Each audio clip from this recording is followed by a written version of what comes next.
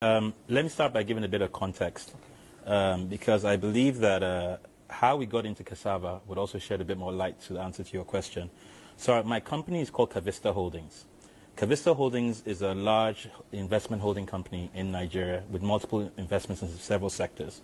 We own a company called Cavista Tech, which is a tech company hiring the largest amount of software engineers in Nigeria, currently based in Lagos, which supports our U.S. office. They have regional offices in Botswana, Philippines, India, all supporting our Cavista Technologies companies in the U.S. We have another investment called the Kogosi Warm Spring Resorts, which is in Ekiti State, which we also took over from the state government a few years ago. And it's now one best holiday resort in Nigeria 3 years in a row. So please, everyone on TV, go visit the Kogosi. We have PayZip, which is our payment solutions company, which is also fintech, which also does payments. And then we have Agbeyewa Farms.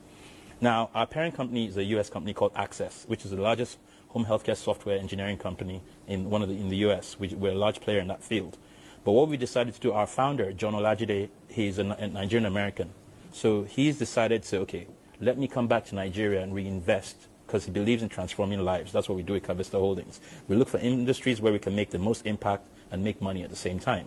As you can see from the investments I've told you about, from Kogosi, which is a national asset, to software engineering, creating jobs for youths, and also to PayZip, and also to Agbeyewa Farms.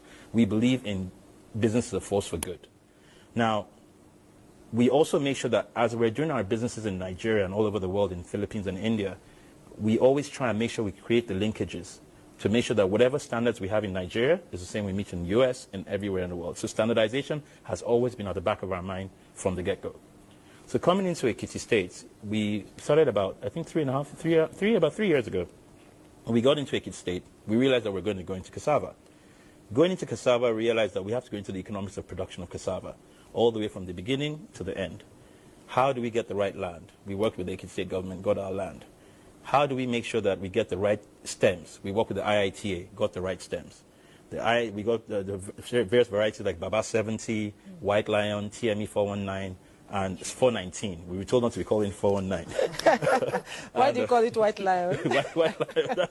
So we have various varieties, and we made sure that, and we've just introduced another 4 varieties. So we have about 7 or 8 different varieties in conjunction with the IITA on our farm.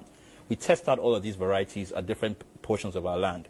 Our starch content on our cassava is about 27.7%. The average starch content is 18 to 20%.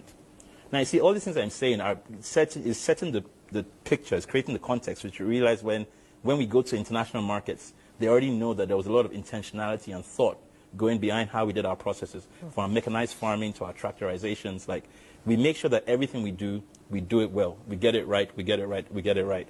So after we reached the point where that's now being done, we now started to make sure that how do we work with the local communities. We have our Agbeyewa Academy, where we train local farmers and smallholder farmers and tell them how to get higher yields per hectare. The same person that was farming 6 tons per hectare in Agbeyewa before, he's now doing 30 tons per hectare. Now, the same person making the same amount of efforts is now making 3 times the amount of money, literally just by us teaching them how